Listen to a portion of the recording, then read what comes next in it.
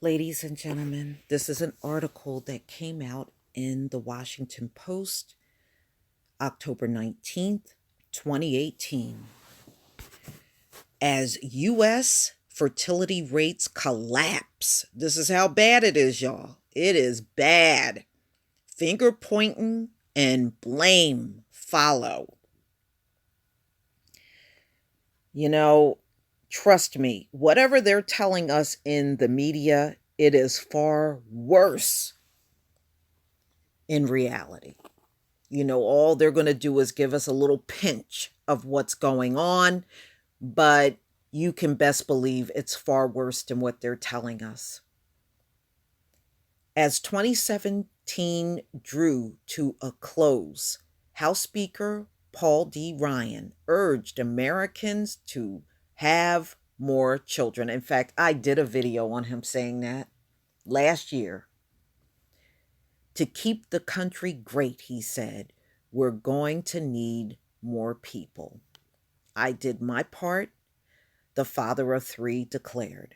Ryan's remark drew eye rolls at the time, but as new data about the country's collapsing fertility rates has emerged, concerns has deepened over what's causing the changes, whether it constitutes a crisis that will fundamentally change the demographic trajectory of the country and what we should do about it. Well, I don't know. What do you do about your genetics? Seriously, what do you do about that?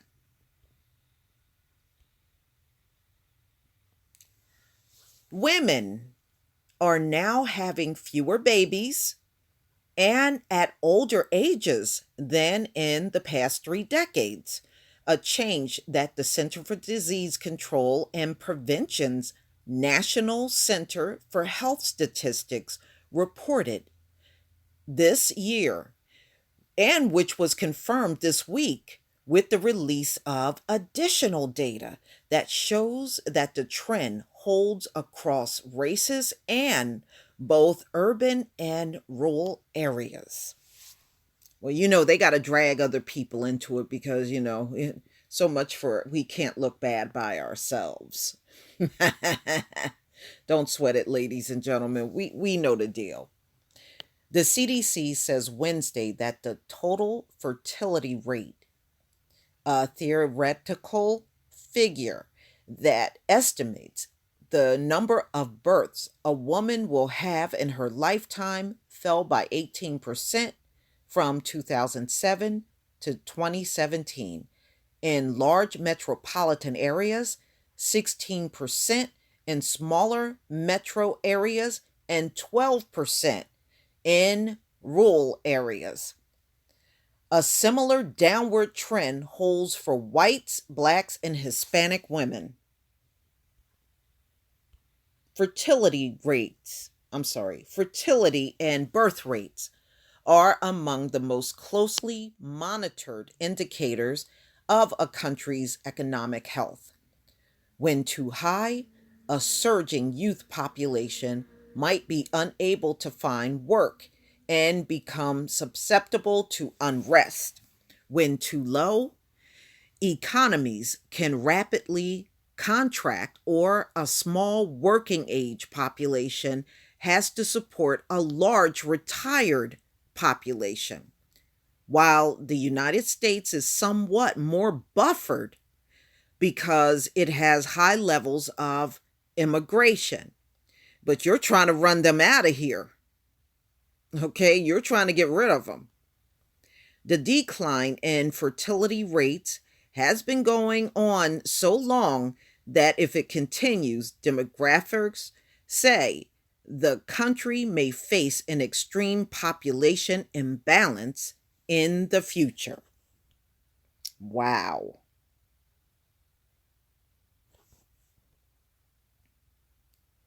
Theories: social, economic, scientific, environmental, about why fertility is falling so sharply in the United States abound. Many agree that cultural shifts, such as women getting married later and focusing on education or work, play a big role. But, ladies and gentlemen, this is the U.S. fault. You encourage this. You encourage this kind of climate for women to be in the workplace. Now you're trying to use it as a reason why people are not producing. I remember hearing this encouraged when I was a kid. Oh, women need to get out and work. Women got to get out there and work and bring an income in. Women should work. I remember this was heavily encouraged, especially in these last few generations. It was heavily encouraged for women to get out there and work and get their educations and climb the ladder in their careers. Now they are doing just that. And now you're pointing the finger and say, well, that's the reason why there's not enough babies. Now, which one do you want? The women to have the income or to stay at home and have babies? Because obviously, in this climate, they are choosing an income and career over having children. That's exactly what's happening. But there's considerable debate, some of it more political than evidence-based, about other possible causes. Economist Lyman Stone has blamed the United States' less than generous parental leave and pay policy. Human Life International, a missionary group, blames pro-abortion population control groups like Planned Parenthood. Tucker Carlson, oh God, claims it has to do with immigration, arguing that immigrants drive wages down, which hurts the attractiveness of men as potential spouses, thus reducing fertility. Now, I don't know how you blame that on immigrants when Americans always want something for nothing. You want a bunch of labor for the cheapest price. And please don't try to act like you haven't ran your society like that. And that's exactly what you do to these immigrants that come to the country.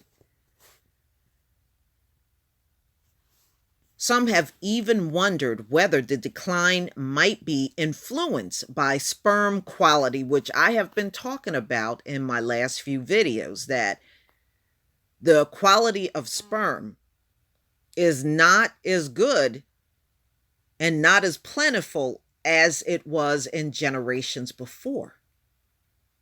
The sperm quality, and they're even saying, these sperms in these infertile men don't even swim like they should.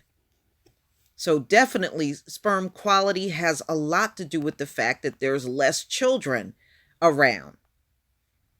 And it doesn't help that you have a poor sperm quality that's low and women that have a hard time conceiving. That combination ain't going to produce too many children. The University of Pennsylvania, Hans-Peter Collier, who studies fertility and birth rates, said the answers may be elusive for some time. Now, what they're saying is many shifts affecting fertility in the transition to adulthood. But you know what, ladies and gentlemen? That's not true, because the articles that I've done said that many of these males with low birth rate, when they were born, they were already born to have low birth rate. So that was all happening in the womb. And it says if your father had low sperm, then it even weakens more when it comes to the next generation. And when that child, if they're able to have kids, it weakens even more to the next generation, which actually makes more sense, you know. And they have blamed their low sperm on so many different things, it ain't even funny. The biggest recent drops in birth rate has been among teenagers as well as people in their 20s. In 2016, the teen birth rate hit an all time low after peaking in 1991. That's why I don't understand that some of y'all be talking about black people and all these babies. First of all, there's very few black teens even getting pregnant today. Most of them don't. You may have some, but it is nowhere near what you even saw 30 and 40 years ago. There were far more back then than you see today. The declining total fertility rates are children not born in the moment, but the hope is that they are delayed, not foregone. Okay. What I think they're really bitching about is they feel people are waiting too long. That's what I'm getting out of it. They think some of these folks that are putting off having children in their 20s and 30s are just waiting too long to decide to have their babies. And it's taking a toll, but I'm telling you, that is not it. Look, they have places in Europe that pay women to have children and they still have a low birth rate. What does that tell you? It tells you it's genetic. If they're going to shell out some money for you to have babies and the country still has a very low rate or a negative birth rate, then it is genetics. I love how they keep trying to point to everything except for that. Okay. Now, they're talking about a drop in the Hispanic women between 2007 and 2017. Hispanic women experienced a 26% drop in fertility rates in rural areas and a 29% drop in smaller metro areas and a 30% decline in large metro areas. He said the fertility rates for Hispanic women in urban areas are now below the replacement rate of 2.1 children per woman, which would keep the population stable. Now, I can tell you on the island of Puerto Rico that actually came out during Hurricane Maria, they were suffering a low birth rate on the actual island. And that news kind of leaked out after the hurricanes went through.